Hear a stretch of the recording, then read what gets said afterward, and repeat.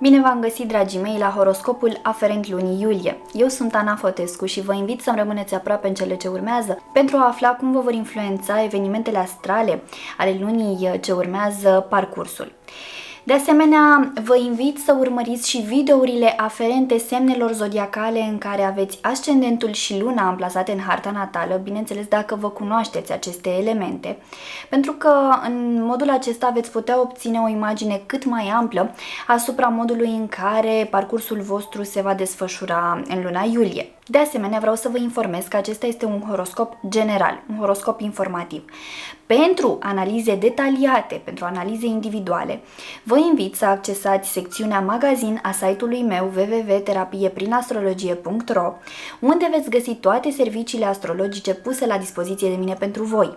Prin intermediul acestora veți putea descoperi răspunsuri la întrebări existențiale, la întrebări care au legătură cu planul iubirii, cu planul financiar, cu vocația voastră, cu menirea voastră pe acest pământ, cu planul sănătății, al sexualității, dar și cu modul în care interacționați cu cei din jurul vostru. De asemenea, tot prin intermediul astrologiei puteți intra în contact cu detalii legate de karma pe care o aveți sau cu care ați venit în această existență și de toate chestiunile care țin inclusiv de aspectul previzional al vieții voastre. Așadar, dragii mei, mă găsiți și pe rețelele de socializare Facebook și Instagram cu terapie prin astrologie și dacă nu ați făcut acest lucru deja, vă invit să vă abonați canalului meu și să apăsați clopoțelul pentru a fi notificați ori de câte ori eu postez ceva nou. Haideți să vedem ce v-a pregătit luna iulie.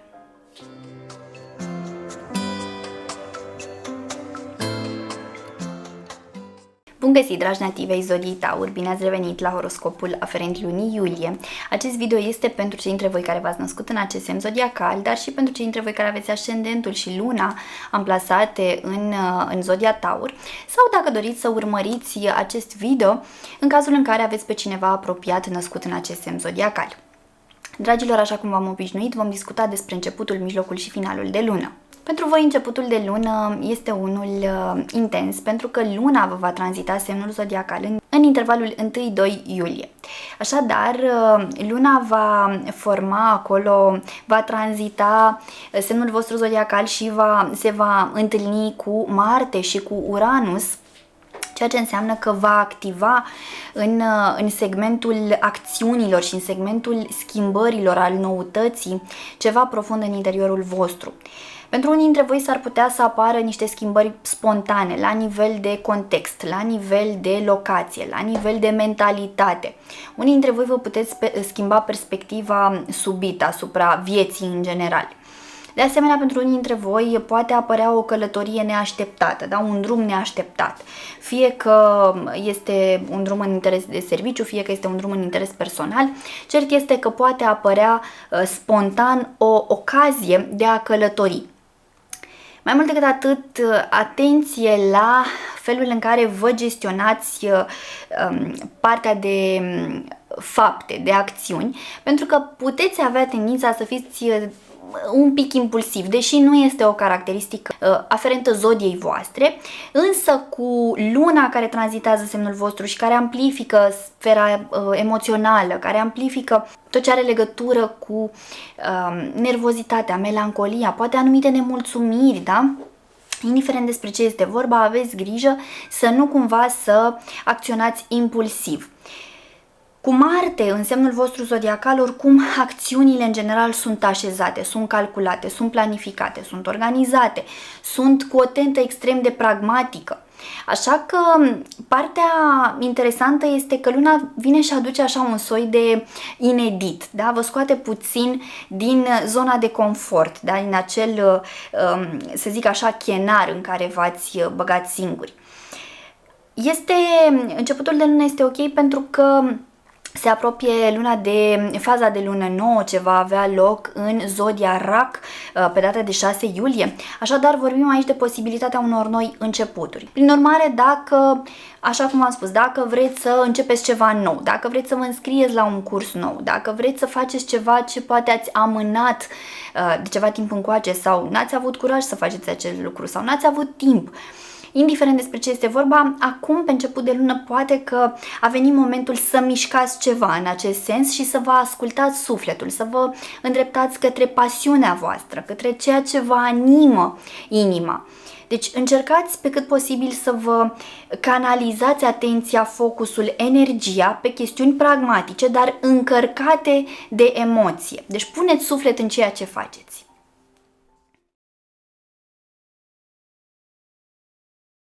Mijlocul lunii aduce în prim plan nevoia de schimbare, nevoia de a modifica ceva fundamental în viața voastră sau în planul conștiinței. Poate că a venit momentul să schimbați ceva la nivel de percepție, la nivel de mentalitate. Poate că anumite idei sau principii după care v-ați tot ghidat în ultima perioadă nu mai sunt de actualitate cu ceea ce se întâmplă în viața voastră.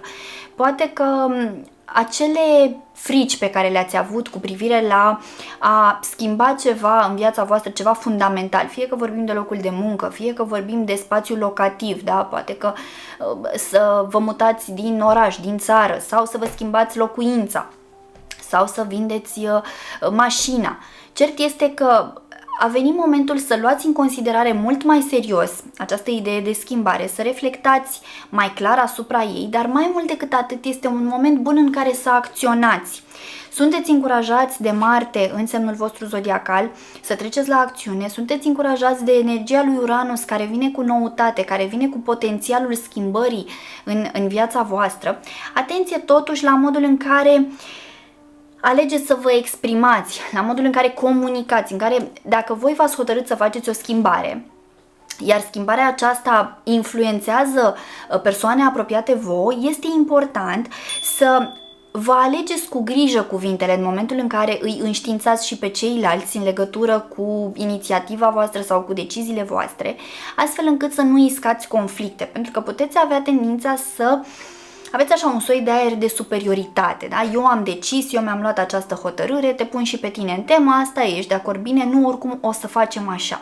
Deci trebuie să fiți un pic atenți la modul în care gestionați partea de comunicare legată de aceste schimbări pe care doriți să le aduceți în viața voastră. Încercați să țineți cont și de sentimentele celor din jur și de confortul celor din jur și de modul în care vor fi ei influențați de deciziile voastre. Deci cumva la mijlocul lunii vă este testată partea aceasta de diplomație, de empatie, de atenție, da, la persoanele din jurul vostru, chiar dacă, ok, sunteți încurajați să faceți schimbări, totuși fiți atenți și la modul în care aceste schimbări vor influența și oamenii din jur.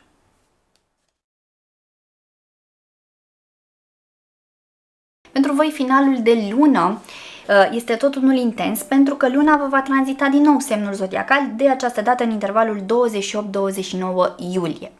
Mai mult decât atât, pe data de 20 iulie, Marte trece în semnul vecin vouă, în zodia Gemeni, așadar luna se va întâlni doar cu Uranus în semnul vostru zodiacal. De această dată, pe final de lună, lucrurile se mută în segmentul transformărilor profunde, în segmentul intimității, al sexualității, al începuturilor și sfârșiturilor. Poate că în această perioadă deveniți mai nostalgici în legătură cu un anumit final care a avut la un moment dat loc în viața voastră, fie anul trecut pe vremea asta, fie acum jumătate de an. Poate că ați întâmpinat un anumit final, poate ați pierdut pe cineva drag vouă, poate a existat o separare, poate ați pierdut o anumită sumă de bani, indiferent despre ce este vorba, acum pe final de lună iulie cumva vă vor năpădi aceste amintiri. Ce aveți voi de făcut în acest context este să pur și simplu să analizați lucrurile, dar într-un mod intuitiv, nu cu mintea, ci cu sufletul, pur și simplu să lăsați lucrurile să intre în fluxul lor. Indiferent despre ce este vorba, despre ce amintiri poate mai neplăcute este vorba, să le lăsați să curgă, să intre în fluxul lor. Toate acele chestiuni prin care ați trecut, până la urmă contribuie la experiența voastră de viață. Și indiferent că au fost niște momente care poate v-au întristat sau v-au dezamăgit sau v-au făcut să suferiți, acelea v-au ajutat totodată să creșteți, să vă dezvoltați și să deveniți mai conștienți poate de anumite lipsuri, de anumite chestiuni care trebuie corectate și vindecate în interiorul vostru. Așadar, pe final de lună, atenție la modul în care vă simțiți, inclusiv din punct de vedere fizic, din punct de vedere sexual, în raport cu partenerul de cuplu, poate aveți anumite nemulțumiri legate de acest aspect în viața voastră și contează foarte tare să discutați cu cel de lângă voi, dar într-un mod cât mai deschis și cât mai calm cu putință, fără reproșuri, fără iz de ceartă, pentru că este un subiect sensibil care poate crea anumite traume, anumite nesiguranțe și atunci este bine să vă găsiți contextul prielnic prin care să puneți problema astfel încât să lămuriți lucrurile. De asemenea, poate fi vorba și despre o situație financiară, despre o anumită sumă pe care o aveți la comun cu partenerul de cuplu și poate aveți anumite neînțelegeri în raport cu această sumă. Unul vrea să cheltuiască banii pe ceva, altul pe altceva, sau unul vrea să-i economisească, altul vrea să-i cheltuiască și tot așa. Deci pot apărea anumite discuții în contradictoriu legate de o anumită sau de un anumit bun pe care îl aveți la comun cu cineva din viața voastră, fie că e partener de cuplu, fie că vine pe linie de neam, o moștenire, ceva de genul acesta. Deci cumva să fiți atenți la modul în care reacționați, pentru că veți fi năpădiți de emoții și atunci cumva și acțiunile voastre vor fi cumva încărcate emoțional, nu vor avea neapărat o claritate foarte mare. Așa că încercați să vă temperați, să fiți atenți la ceea ce simțiți și să comunicați pașnic, liniștit și cât mai ferm să vă comunicați nemulțumirile, bine? Dragii mei, acestea sunt informațiile din punct de vedere astrologic pentru toți cei dintre voi care aveți legătură directă cu energia zodiei Taur în luna iulie. Așa cum v-am obișnuit, am să extrag și câteva mesaje de la cărțile Oracol. De această dată am ales oracolul celor 12 arhangheli și chiar sunt curioasă să văd ce arhanghel sau ce arhangheli doresc să vă ghideze pe parcursul lunii iulie. Ok, am ieșit deja un card. Dragilor, mesajul pentru voi vine de la Arhanghelul Gabriel, cardul cu numărul 2. Cunoașterea de sine. Te ajut să cunoști natura ultimă și dumnezeiască a propriei tale ființe, să urmezi mai mereu înțelepciunea tainică a inimii și să manifesti plenar respectul de sine. Arhanghelul Gabriel care ne pune în contact cu copilul interior, care aduce vești bune în viața noastră, care ne învață despre iubirea de sine, despre armonie, despre pace, despre echilibru. Cifra 2 vorbește despre echilibru și despre parteneriate. Așadar, sunteți călăuziți pe durata lunii iulie de un arhanghel puternic, de un arhanghel care vine către voi cu o energie pozitivă. Important este să faceți și voi să primiți această energie, să știți ce să faceți cu ea. Dragilor, în speranța că mi-ați rămas aproape până la finalul acestui video, vă mulțumesc și vă invit să apreciați și să distribuiți acest video tuturor celor cărora credeți că le va fi de folos.